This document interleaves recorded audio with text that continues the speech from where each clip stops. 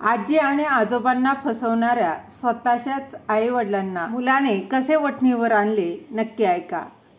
रामभाऊ तात्या 70 वर्षाचे होते आणि वयोमानानुसार त्यांच्या कायम तब्येतीच्या कुरबुरीही असायच्या. कायमच त्यांची डॉक्टरची वारी चालू असायची आणि त्यामुळे त्यांची सुनबाई निकिता कायमच त्यांचा रागराग करायची आणि ती आपल्या नवऱ्याला कायमच म्हणायची की केदार बाबा कायमच आजारी पडतात. मला तर आता कंटाळा आलाय. त्यांच्या या आजारपणाचा किती दिवस त्यांच्या ही अशी दुखणे काढत बसायची. त्यावर निकिताचा मुलगा मयंक म्हणायचा, आई बाबा मी शिकून खूप मोठा होणार आणि डॉक्टर बनणार आणि मग बाबांची काळजी घेणार. त्यावर निकिता म्हणायची, तू डॉक्टर नक्की बनणार आहेस बाळा, पण फक्त बाबांची काळजी घेण्यासाठी नाही तर स्वतःचं करिअर घडवण्यासाठी. पण मयंकला मात्र आजीबाबांचा खूपच लळा होता. तो आजी आणि बाबांपेक्षा त्याच्या आजी आजोबांजवळ जास्त असायचा. तर त्याचबरोबर रखमाबाईंचा आणि रामभाऊ तात्यांचा एकुलता एक हा नातू होता. मयंक लहानपणापासूनच शाळेमध्ये हुशार असल्यामुळे त्याचं स्वप्न होतं डॉक्टर होण्याचं आणि त्याची आजी सतत म्हणत राहायची, मयंक बाळा तू डॉक्टर झाल्यावरती तुझ्या आजोबांना बरं कर. मयंक देखील हो म्हणायचा. आता खेळणारा मयंक हा खूप मोठा झाला होता. 12वीचे शिक्षण झाल्यानंतर मयंक हा रशियाला डॉक्टर होण्यासाठी जाणार होता. आजी आजोबा मात्र खूप रडत होते, आमचा मयंक आम्हाला सोडून जाणार. मात्र मयंकचे स्वप्न असल्यामुळे त्यालाही जावं लागणार होतं. त्याने आजी आजोबांना सांगितलं, आजी आजोबा मी असं जातोय आणि असा येतो, तुम्ही माझी येण्याची वाट पहा. मी डॉक्टर झाल्यावर तुम्हाला खूप माझा अभिमान वाटेल आणि मला आपल्या आजोबांचं नाव खूप मोठं करायचं आहे, म्हणून मला डॉक्टर व्हायचं आहे. त्यानंतर मयंक रशियामध्ये डॉक्टर होण्यासाठी गेला होता. काही दिवसातच त्याने त्याचे MBBSचे शिक्षण पूर्ण केले. आता तो आपल्या भारत देशामध्ये येण्याच्या तयारीत आहे. भारतातील एका मोठ्या हॉस्पिटलमध्ये त्याची डॉक्टर म्हणून नेमणूक झाली आणि त्याचं स्वरूप 5 वर्षानंतर भारतात जाणार असल्यामुळे तो भारतात जाण्यास खूप उत्सुक देखील असतो. तो पटकन त्याची पॅकिंग करून भारतात जाण्यासाठी निघून जातो. फ्लाईटमध्ये बसताना तो आपल्या कुटुंबाचा विचार करतो. त्याला आपल्या आजी आजोबांची खूप आठवण येते. त्याला त्याच्या आईवडिलांचीही आठवण येते. मयंक त्याच्या आजी आजोबांचा खूप लाडका होता, कारण त्याची आजी त्याच्यावर खूप प्रेम करायची. त्याचे सर्व हट्ट इच्छा ती पूर्ण करायची. आजी त्याची प्रत्येक गोष्ट ऐकायची. मयंक आणि आजीचं एक वेगळंच नातं होतं, थोडंसं खोडकर आणि प्रेमाचं. मयंकला आजही तो दिवस आठवतो जेव्हा त्याला वाचवण्यासाठी आजीने आईची बोलणीही खाल्ली होती. थोडक्यात सांगायचं झालं तर त्याचे आजोबा रामभाऊ आणि आजी रखमाबाई यांचे नातवावर स्वतःच्या जीवापेक्षा जास्तच प्रेम होतं. मयंक परदेशात असताना आजीला आठवडाभर अन्न गोड लागलं नाही की तिच्या डोळ्यातले अश्रू थांबले नव्हते. कारण घरात मयंक एक होता, ज्यामुळे आजीला घरात त्याचा खूप आधार आणि आनंद वाटायचा. आजी मयंकला म्हणायची, बाळा तू परदेशात गेलास तर मला या घरात करमणार नाही. तुझ्याशिवाय मी कसं जगणार. तू लवकर तुझा अभ्यास पूर्ण करून परत ये. तुझ्या आजोबांची तब्येत बरी नसते, म्हणून तू जेव्हा डॉक्टर बनून भारतात परत येशील तेव्हा सर्वात आधी तुझ्या आजोबांचे उपचार कर. मयंक देखील आजोबांना मिठी मारतो आणि म्हणतो की मी लवकरच डॉक्टर बनवून परत येईल आणि आजोबांना पूर्ण बरं करेल. काळजी करू नकोस आजी, असं म्हणत मयंक परदेशात जाण्यासाठी तयार होतो आणि परदेशात जातो. ही 5 वर्ष रशियामध्ये शिक्षण घेऊन आज तो भारतात परतत आहे, तेही भारतामधील एका प्रसिद्ध हॉस्पिटलमध्ये डॉक्टर बनून.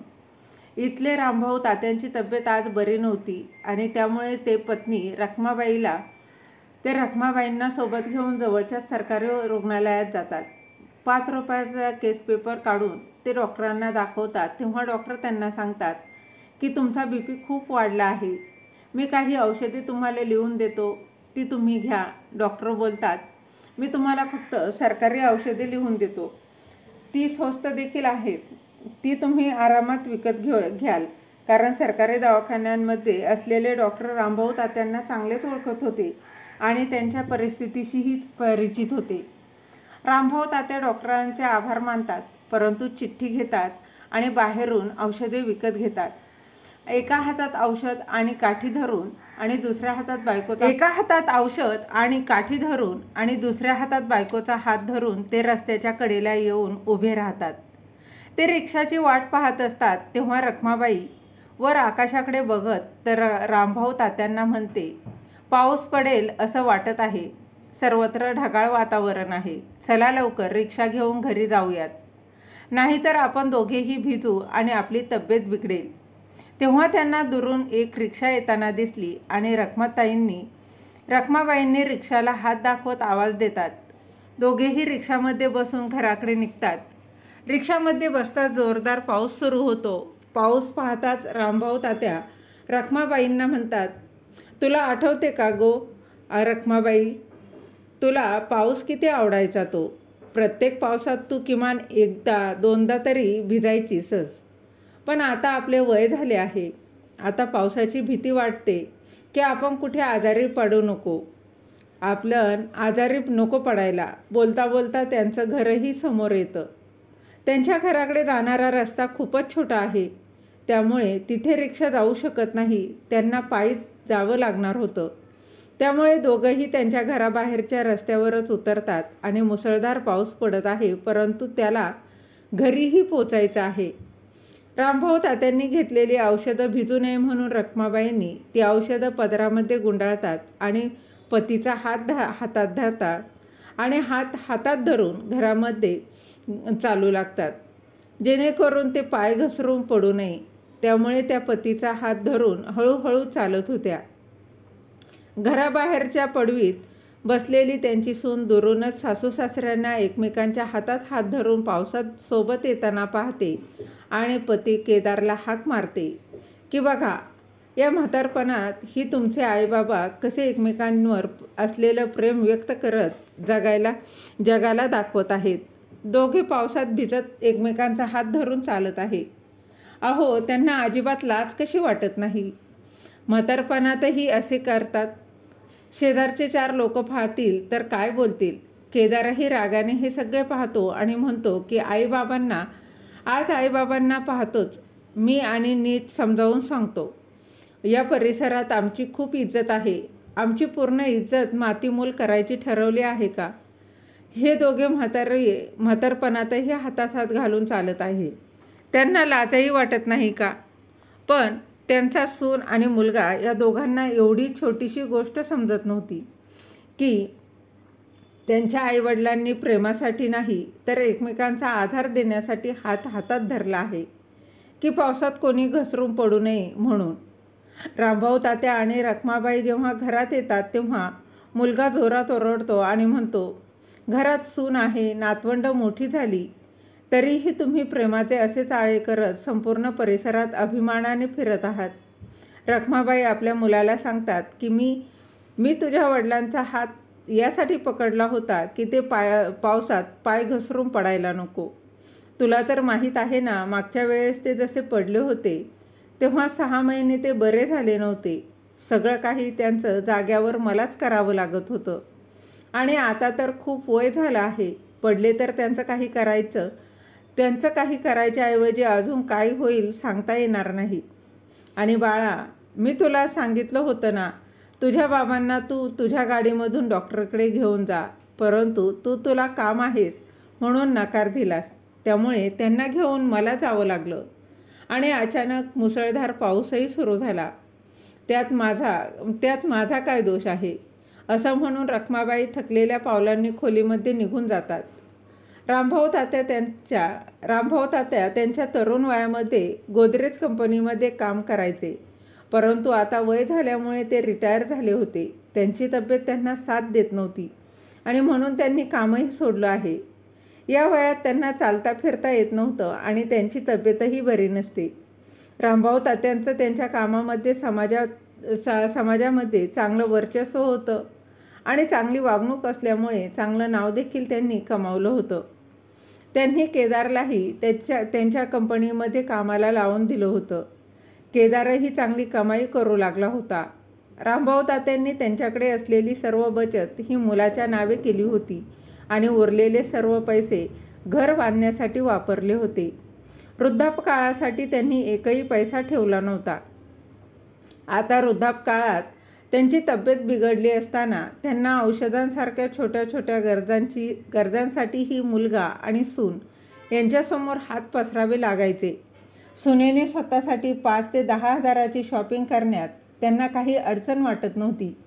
परंतु आईवडिलांवर 500 रुपयाचे खर्च झाले तरी सून मोठा तांडव करायची आणि ती सासू सासऱ्यांना बोलायची की घरात बसून फक्त खर्च वाढवत आहात, काही वाचवत तर नाही आणि काही कमवताही येत नाही, फक्त आमच्यावरचे ओझा झाला आहात तुम्ही दोघं.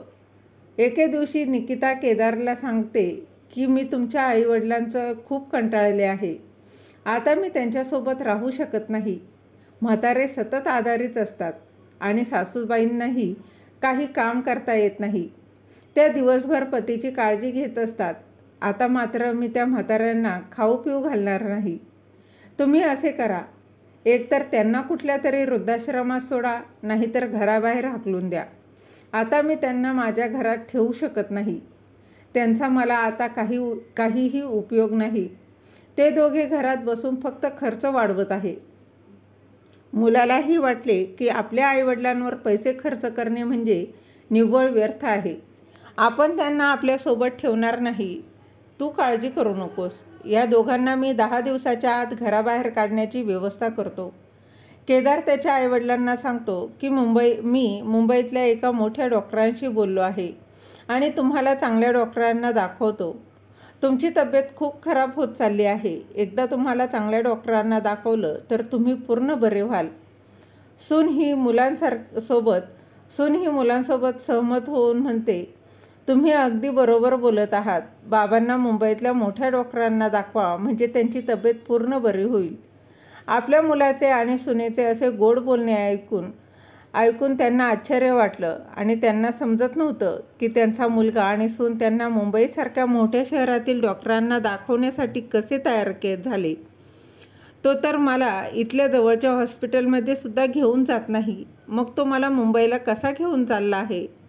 त्यावर रखमाबाई म्हणाल्या, बाळा, तू तुझ्या वडिलांना एवढ्या लांब घेऊन जाणार आहेस, त्यापेक्षा जवळच्या चांगल्या डॉक्टरांना त्यांना दाखवलं तरी बरे होईल.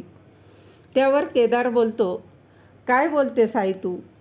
मी माझ्या एका मित्राशी बोललो आहे. तो मुंबईतील एका मोठ्या हॉस्पिटलमध्ये काम करत आहे. त्याची मदत घेऊन मी बाबांना मोठ्या डॉक्टरांना दाखवू शकेन. मी त्यांच्याशी सर्व गोष्टीबाबत बोललो आहे. फक्त उद्या निघायची तयारी कर. परवा आपण त्याला भेटणार आहे. त्यावर तुमच्या कपड्यांचं 2-3 जोड जास्तच जवळ ठेवा, कारण तिथे 3-4 दिवस राहावे लागेल. केदारचे हे बोलणे ऐकून रखमाबाईंना वाटलं की कदाचित आपला मुलगा सुधारला आहे. त्याला वडिलांची काळजी वाटू लागली आहे. त्यामुळेच तो आपल्या वडिलांना मोठ्या शहरात डॉक्टरांकडे घेऊन जात आहे. रखमाबाईंनी सुद्धा आनंदाने आपल्या पतीची बॅग भरायला सुरुवात केली आणि दुसऱ्याच दिवशी रामभाऊ तात्या आणि रखमाबाई आपल्या मुलासह आणि सुनेसह मुंबईला निघून जातात.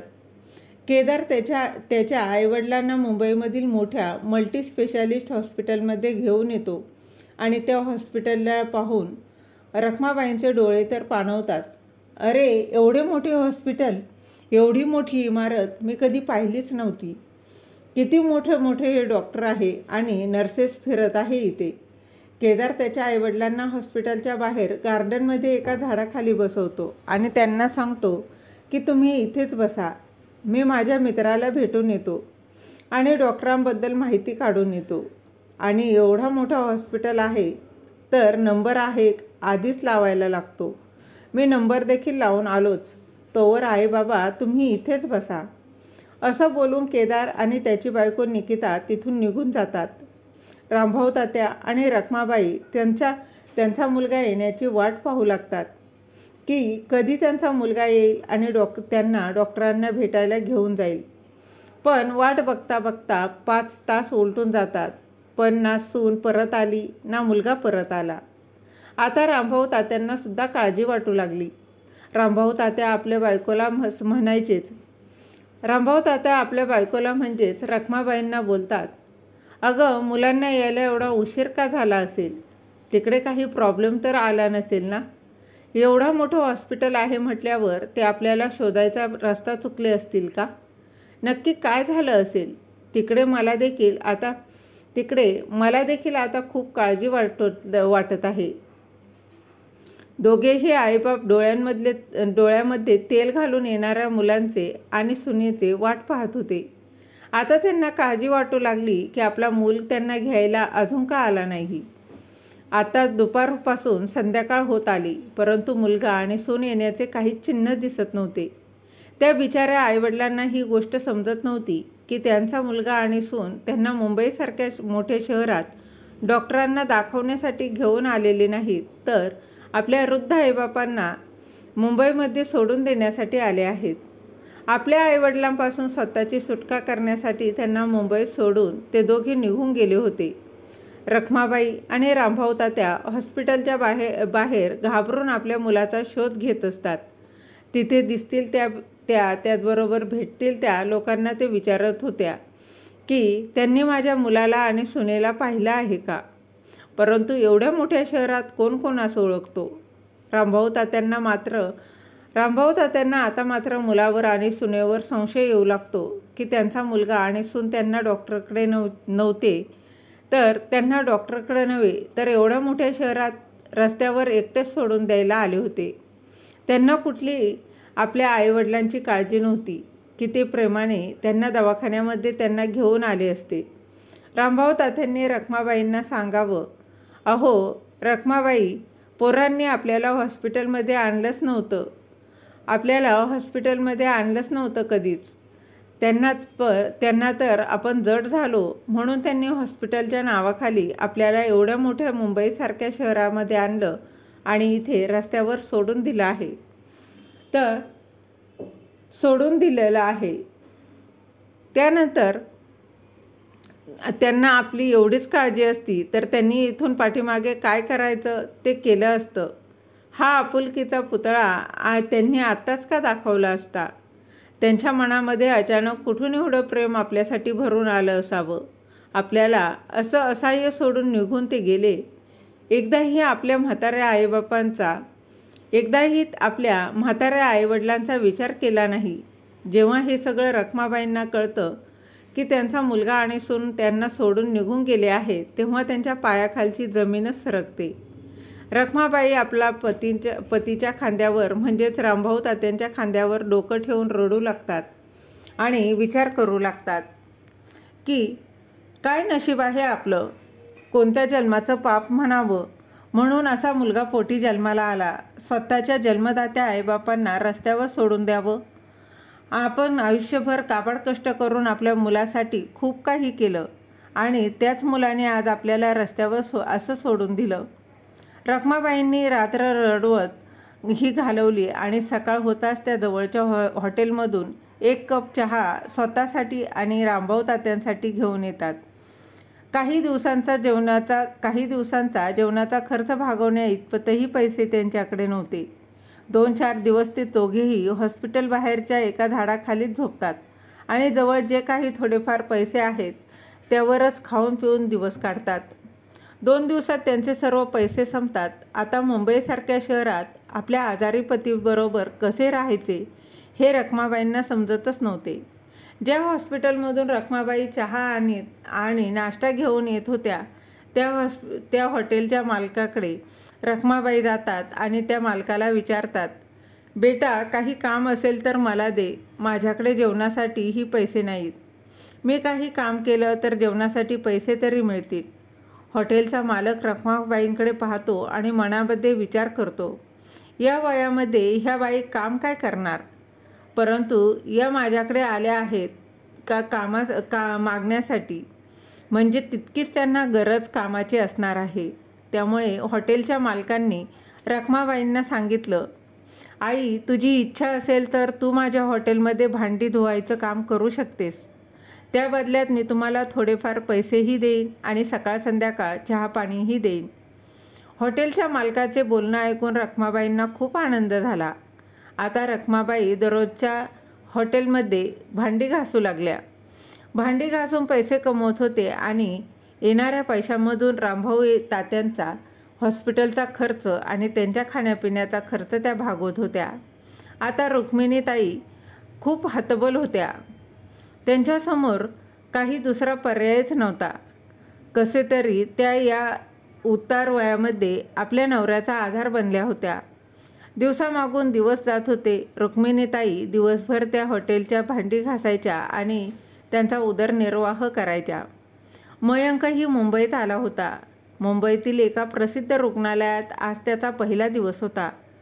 तो रूममधून तयार होऊन हॉस्पिटलला निघाला आणि त्या हॉस्पिटलमध्ये मयंकच्या कामाचे इम्प्रेशन बघून, मयंक कामामधील नॉलेज बघून आणि या सगळ्यांमधून पेशंटला बरं करण्याचा त्याचा एक्सपिरियन्स बघून त्या मल्टीस्पेशालिस्ट हॉस्पिटलमध्ये स्वरूपला परमनंट केलं.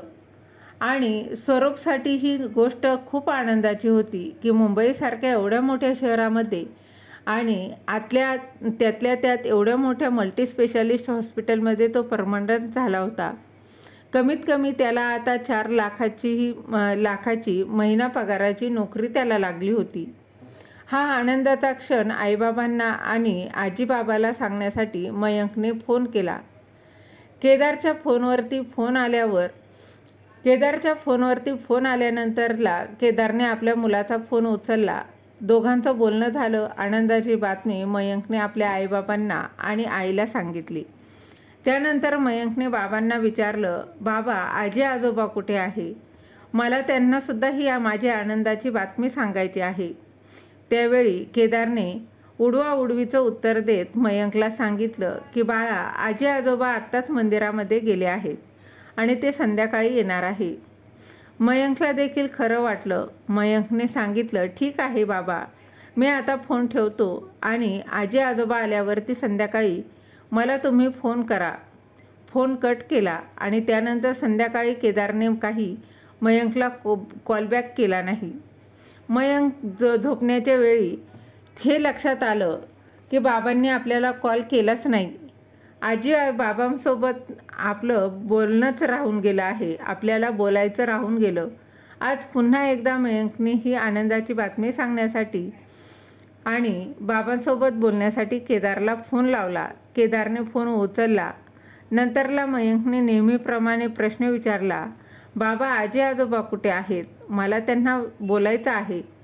त्यावेळी केदारने मयंकला सांगितलं, अरे बाळा, आज सकाळी 8 वाजताच आजी आणि राधा मावशीकडे तिच्या गावी गेली आहे आणि कमीत कमी ते महिनाभर तिकडेच राहणार आहे. वाईट वाटलं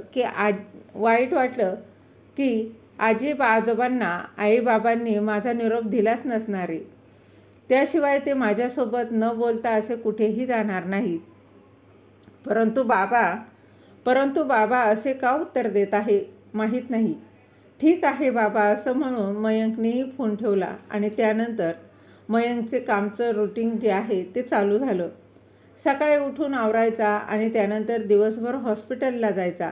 एके दिवशी रखमाताई हॉटेलमध्ये भांडी घासायला आल्या होत्या आणि दुपारी जेवणाच्या वेळेस ते जेवणासाठी बसलेल्या असताना डबा खोलल्यानंतर त्यांनी बनवलेल्या भाजीचा वास हा हॉटेलच्या मालकाला गेला. हॉटेलच्या मालकांनी विचारलं, हा स्मेल कसला येत आहे? त्यावेळी त्यांनी चेक केल्यानंतर त्यांना समजलं, हा तर रखमा मावशींच्या डब्याचा स्मेल आहे. हॉटेलच्या मालकांनी रखमा मावशींना विचारलं, रखमा मावशी, ही भाजी कसली आहे ग? खूप छान स्मेल येत आहे.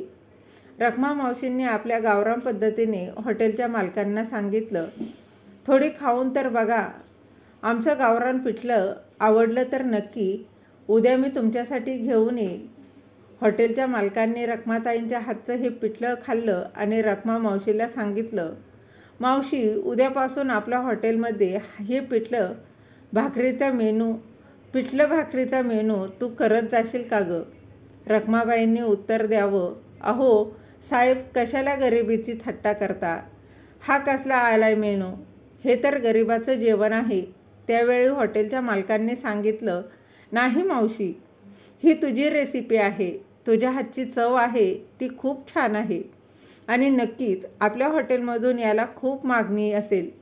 तू राहायला फक्त तयार हो, बाकी मी बघतो. आणि उद्यापासून तू भांडी घासायचं काम नाही करायचं, तर तू फक्त जेवण बनवायचं काम करशील. तुझ्या हाताची चुलीवरची गरमागरम भाकर, तव्यावरचं पिठलं. रखमाबाई आता त्या हॉटेलमध्ये भांडी घासायचं काम नाही, तर एक कुकचं काम करत होत्या आणि त्यांच्या हाताला चव असल्यामुळे त्या हॉटेलमध्ये येणाऱ्या प्रत्येक कस्टमरची डिमांड फक्त बेसन भाकरीलाच होती. हे पाहून रखमाबाईंना सुद्धा खूप आनंद झाला. हे हॉटेल मल्टी स्पेशालिस्ट हॉस्पिटलच्या बाजूलाच होतं, त्यामुळे भरपूर कस्टमर हॉटेलला असायचे. एके दिवशी हॉस्पिटलमध्ये आल्यानंतर मयंकने हॉस्पिटलच्या बाजूलाच असलेल्या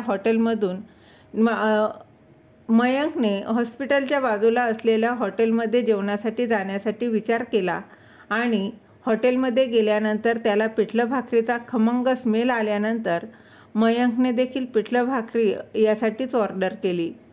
कारण त्याला त्याच्या आजीच्या हातचं पिठलं भाकरी खूपच आवडायचं आणि म्हणूनच त्याने ऑर्डर दिली होती. ऑर्डर आल्याच्या नंतर त्याने जेव्हा पहिला घास खाल्ला आणि तो 2 मिनटं शांत होऊन विचार करू लागला. ह्या पिठल्याची चव तर आधी खूप वेळा खाल्लेली आहे आणि चव देखील ओळखीची वाटत आहे, परंतु हे पिठलं नक्की कोणी केलं असावं? बनवलेलं पिठलं सेम माझ्या आजीच्या हाताचं आहे.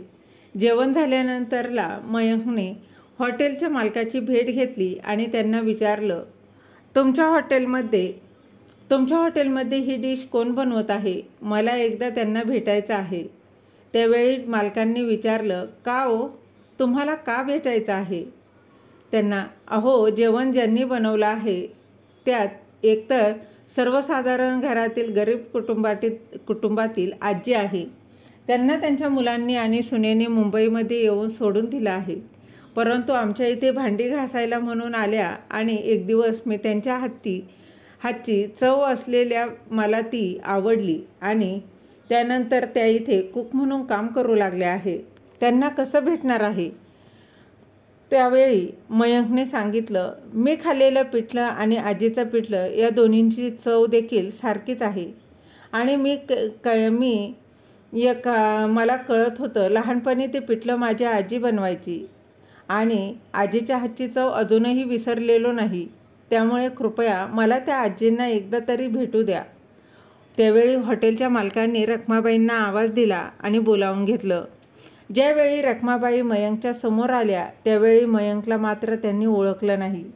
मात्र मयंक आपल्या आजीला पाहता क्षणी त्यांच्या पायाखालची जमीन सरकली आणि आजीला तू विचारू लागला, तू इथे कसं काय आणि तू हॉटेलमध्ये काम का करत आहेस?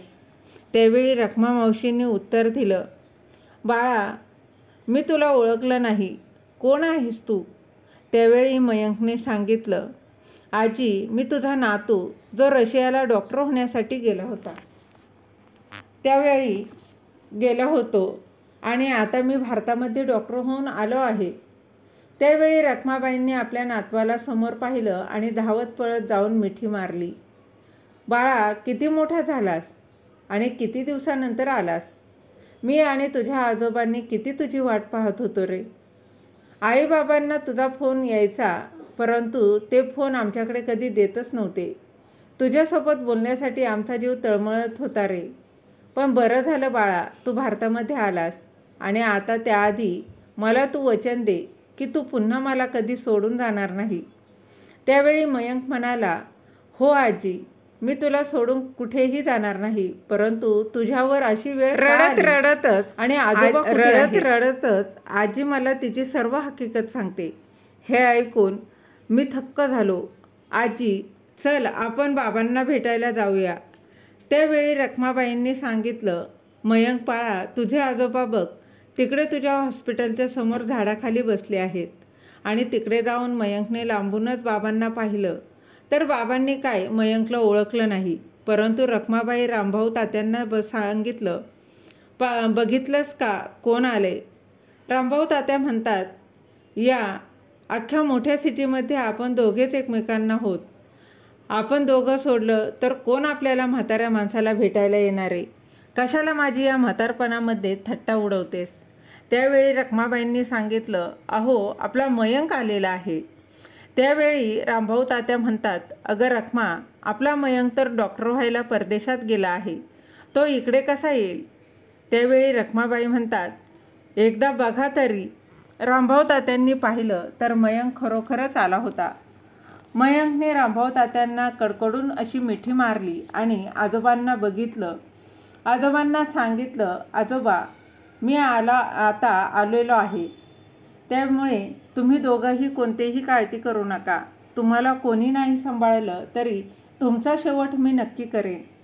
आजोबा, मी लहान असताना तुम्ही दोघांनीच मला सांभाळलं आहे, माझ्यावरती संस्कार केले, मला शिकवलं, मोठं केलं आणि आज मी तुमच्यामुळे डॉक्टर देखील झालेलो आहे.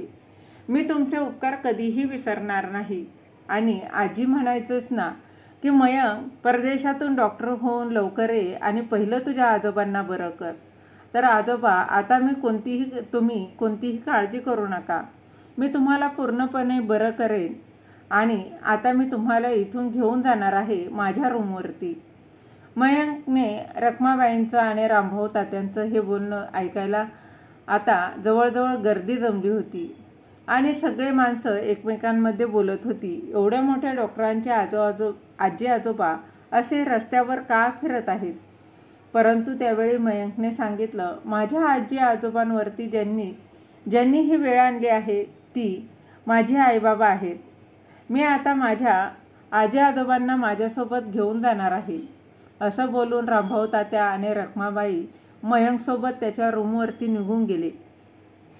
काही दिवसांमध्ये मयंकने पहिल्यांदा आजोबांना बरं केलं. आता रामभाऊ तात्या आणि रखमाबाई आपल्या नातवासोबत अगदी आनंदाने राहत होते. एके दिवशी गप्पा मारत मारत बसले होते आणि मयंकने त्यावेळी त्याच्या बाबांना फोन केला आणि फोन स्पीकरवर टाकला. त्यावेळी स्वरूपने पुन्हा बोलता बोलता बाबांना विचारलं, बाबा, आजी आणि आजोबा कुठे आहेत? केदारने ठरल्याप्रमाणे मयंकला उत्तर दिलं की बाळा, आजी आजोबा अजून राधा मावशीकडून घरी आलेच नाहीत. ते म्हणतात आम्ही तिकडेच आनंदी आहोत, त्यामुळे आमची काळजी करू नको. हे उत्तर ऐकून रामभाऊ तात्यांना आणि रखमाबाईंना खूप वाईट वाटलं की बाबा किती खोटं बोलत आहे. त्यावेळी मयंकला त्याच्या आईवडिलांचा खूप राग येत होता. आईबाबांची ही अशी खोटी वागणूक पाहून मयंकला खूप आश्चर्यचकित होतो आणि त्याला खूप वाईटही वाटलं की त्याचे आईबाबा त्याच्या आजीबाबांसोबत असे कसे करू शकतात. मयंक त्याच्या आईवडिलांना बोलतो की आईबाबा, मी तुम्हाला परदेशात फिरायला घेऊन जाणार आहे, तुम्ही दोघं माझ्यासोबत फिरायला चला. मी तुम्हाला परदेशात फिरायला घेऊन जात आहे. मयंकला त्याच्या आईवडिलांची चूक लक्षात आणून द्यायची होती, म्हणूनच मी त्यांना फिरायला जाण्याच्या बहाण्याने विमानतळावर सोडलं आणि तिथून निघून सरळ आजी आजोबांकडे आलो. दिवसभर आई बाबा माझी वाट बघत विमानतळावर बसले, पण मी त्यांच्याकडे गेलोच नाही. दिवसभर आईबाबांनी माझी वाट पाहिल्यानंतर मी संध्याकाळी त्यांच्याकडे गेलो. मला पाहताच आईने मला मिठी मारली आणि रडू लागली. बाळा, आम्हा दोघांना सोडून कुठे गेला होतास तू? मला खूप चिंता वाटत होती आणि तुझे वडील तर कधीपासून टेन्शनमध्ये इकडे तिकडे फिरत आहे. अरे, निदान मला फोन करून तरी सांगायचंस ना तू कुठे चालला आहेस ते. आम्हाला इथे असे एकट्याने सोडून निघून गेलास. अशा गोष्टी आईकडून ऐकून मयंकला आईला म्हणतो की का आई, जेव्हा तुम्ही आजी आजोबांना एकटं सोडून निघून गेले तेव्हा त्यांना कसं वाटलं असेल याची साधी कल्पना तरी केलीस का तुम्ही? शिवाय त्यांना तुम्हाला परत येऊन घेऊन जावंसं देखील वाटलं नाही. तुम्हाला तर हेही माहीत नाही की ते कुठे आहेत, कसे आहेत, ते आहेत की नाही. माझे बोलणे ऐकताच आईबाबांना घाम फुटला. ते दोघंही घाबरून खाली बसले. त्यांच्या तोंडातून एक शब्दही बाहेर येत नव्हता, फक्त डोळ्यातून अश्रू येत होते आणि त्यांना त्यांच्या चुकीचा पश्चाताप होत होता. मयंक त्याच्या वडिलांना म्हणाला की बाबा, तुम्ही मला सांगा, मी काही तासांसाठी तुम्हाला सोडून गेल्यावर तुम्हाला किती वाईट वाटलं? काय विचार केला तुम्ही? आणि तुम्ही आपल्या आजी आजोबांना कायमचं सोडून आलात. किती वाईट वागलं तुम्ही त्यांच्यासोबत. विचार करा. जर मी तुमच्यासोबत असं वागलो असतो आणि तुम्हाला सोडून कायमचं गेलो असतं तर तुम्हाला कसं वाटलं असतं. बाळा, माझ्याकडून खूप मोठी चूक झाली आहे, आम्हाला क्षमा कर. असे बोलून आईबाबा दोघेही रडायला लागले. त्यांना त्यांच्या चुकीचा खूप पश्चाताप झाला. मग मयंक आपल्या आजी आजोबांना आईवडिलांसमोर घेऊन येतो. आईवडिलांना समोर पाहून केदार आणि निकिताला खूप कृत्यास्पद वाटलं की आपण त्यांना कसं मुंबईसारख्या शहरामध्ये सोडून दिलं होतं. किती या म्हाताऱ्या निष्पाप जीवांची आपण फसवणूक केली होती. खूप वाईट वाटत होतं. निकिता आणि केदार दोघेही रखमाबाईच्या आणि रामभाऊ तात्यांच्या पाया पडतात. आई बाबा, आम्ही खूप वाईट वागलो. तुमच्यासोबत आम्ही खूप वाईट आहे. तर आमच्याकडून खूप मोठी चूक झाली. मला माफ करा. आमच्या स्वतःच्या मुलाने आम्हाला आयुष्यातील खूप मोठा धडा शिकवला आहे. तुम्ही दोघे घरी चला. आम्ही आत्तापासून तुमची खूप काळजी घेऊ. आम्ही तुम्हाला कधीही कोणताही त्रास देणार नाही. आई बाबा, आम्हाला माफ करा आणि आजपासून आपण सर्वजण एकत्र राहू.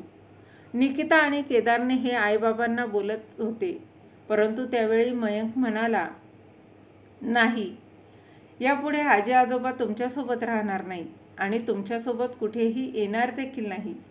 आजी आजोबांचा शेवट मीच करणार. परंतु तुमच्या चुकीची शिक्षा ही तुम्हाला भेटलीच पाहिजे. मी आणि आजी आजोबा इथे शहरामध्येच राहणार आहोत आणि तुम्ही दोघे गावी राहणार आहे. जेव्हा कधी तुम्हाला माझी गरज भासेल त्यावेळी कॉल करा. मी नक्की तुमच्या सेवेसाठी हजर राहील. परंतु तुमच्या म्हातारपणाच्या वेळी तुमचा मुलगा तुमच्यापासून लांब राहील याचं दुःख तुम्हाला तुमच्या आयुष्यभर मिळेल.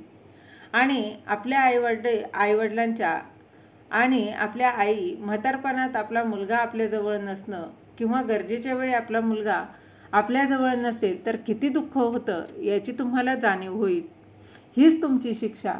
आणि आजी आजोबांना तुमची कसलीही गरज नाही आहे, कारण त्यांची सेवा करण्यासाठी माणसे ठेवलेली आहेत आणि ते त्यांची काळजी घेतात.